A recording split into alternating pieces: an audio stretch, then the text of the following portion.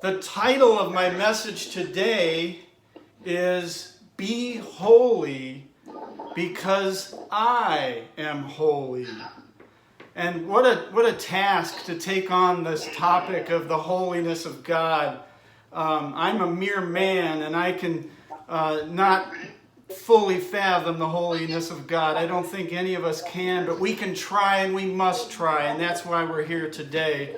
This important topic is missed and ignored in churches today.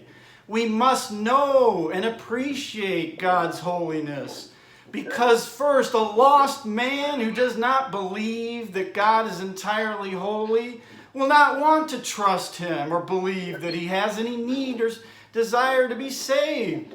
Saved from what? From an unholy God?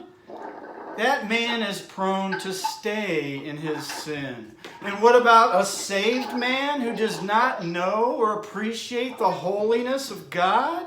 He's not going to be prepared spiritually. He will not be mature. He will underperform. And he's more prone to stray in sin. Pastors, if we do not know the truth about God's holiness, how can we model God's holiness to our church and our church members? If we do not know the truth about God and who He is and His holiness, how are we going to be able to win souls for Christ? So I would like to begin our study today by reading from the book of Leviticus. Leviticus chapter 11, verse 44. For I am the Lord your God. Consecrate yourselves, therefore, and be holy, because I am holy. What does this word holy mean? Biblically speaking, holy means to be sacred, set apart, separated from sin and evil, to show moral purity and perfection. God is entirely holy, completely sacred and separate and apart from sin, and He is morally pure and perfect. And yet none of these words can fully describe His infinite holiness. Pastor John MacArthur has said this of God's holiness: of all God's attributes, holiness is the one that most uniquely describes Him, and in reality is a summation, a total of all His other attributes. This word holiness refers to His separateness, His otherness, the fact that He is unlike any other being.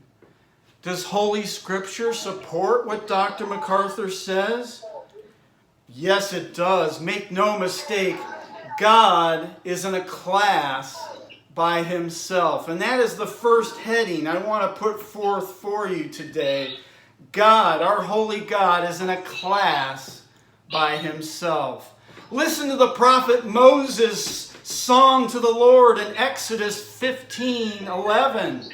Who among the gods is like you, Lord? Who is like you, majestic in holiness, awesome in glory, working wonders? Or how about Samuel in 1 Samuel 2, verse 2? There is no one holy like the Lord. There's no one besides you. There is no rock like our God. Then there's God Himself speaking in Isaiah chapter 40, verse 25. To whom will you compare me? Or who is my equal? Says the Holy One. And finally comes David, the psalmist, in Psalm 45. None can compare with you.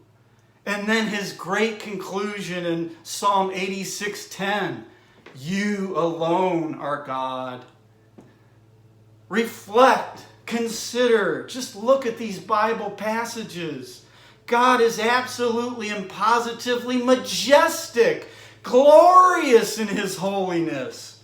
There's no other person, no other being comparable to Him in His holiness. He's the Holy One.